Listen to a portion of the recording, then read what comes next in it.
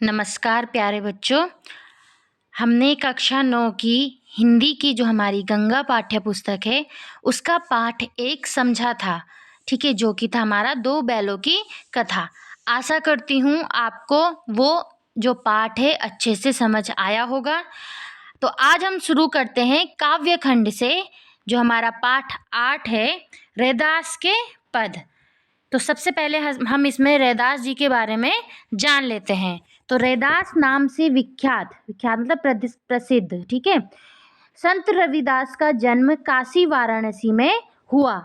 रैदास नाम से ये प्रसिद्ध हुए, वैसे इनका नाम क्या था? संत रविदास। तो इनका जन्म काशी वाराणसी में हुआ। उनका जीवन काल 15वीं शताब्दी सन 1388 से 1518 माना जाता है, ठीक है। रैदास संत कवियों में गिने जाते हैं। इनको किस में गिना जाता है? कवियों में गिना जाता है।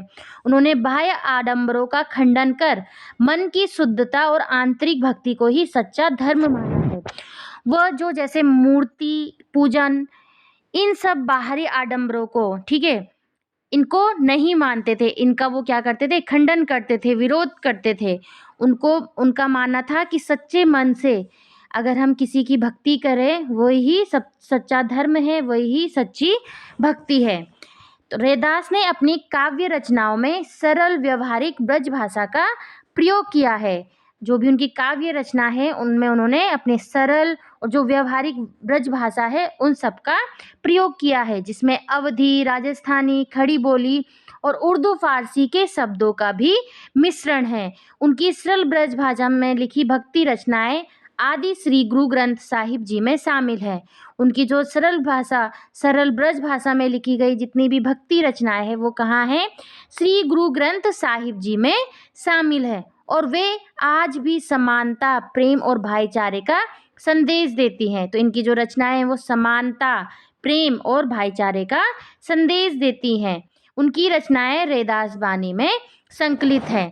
तो यहाँ पे हमें रैदास जी के 2 पद दिए गए हैं। तो यहाँ पे थोड़ा बहुत पहले हमें बताया गया है कि उन पदों में क्या है। तो यहाँ रैदास के 2 पद लिए गए हैं। यहाँ पे कितने पद लिए गए हैं? 2 पद। पहले पद में क्या है कि पहले पद में बताया गया है कि जैसे चंदन पानी, ठीक है, जैसे चंदन और पानी, दीपक और बाती, दिया बाती, है ना। मोती और धागा और बादल और मोर का संबंध अटूट होता है। जैसे दीपक बिना बाती नहीं हो सकती, मोती बिना धागा नहीं, धागा बिना मोती नहीं, ठीक है। इन सब का क्या होता है? एक बहुत अटूट संबंध होता है। वैसे ही भक्त से उसके आराध्य अलग नहीं हो सकते। तो वैसे ही जो भक्त हैं, जिसकी वो भक्ति करता है, जिसको वो अपने आराध्य मानता है, उससे वो अलग नहीं हो सकता।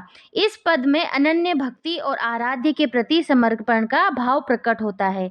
तो जो पहला पद है उसमें उनके क्या है? जो वो भक्ति कर रहे हैं और अपने आराध्य के प्रति जो समर्पण का भाव है वो यहाँ पे दिखाया गया है। और दूसरे पद में आराध्य से भक्त का अटूट नाता व्यक्त किया गया है। और जो दूसरा पद है उसमें आराध्य का, ठीक है, आराध्य से भक्त का अटूट नाता बताया गया है। वह तीर्थ और व्रत छोड़ सकता है, ठीक है। वह तीर्थ, जैसे हम बोलते हैं तीर्थ यात्रा करना, व्रत ले रहे हैं, इन सबको वो छोड़ सकते हैं, पर प्रभु चरणों की भक्ति नहीं। यह पद निष्ठा, विश्वास और अडिग भक्ति को जित करता है। तो आज हमने यहाँ पे रैदास जी के बारे में जाना। नेक्स्ट वीडियो में हम देखेंगे रैदास जी के पद और उसके भावार्थ को समझेंगे। आज के लिए इतना ही। धन्यवाद।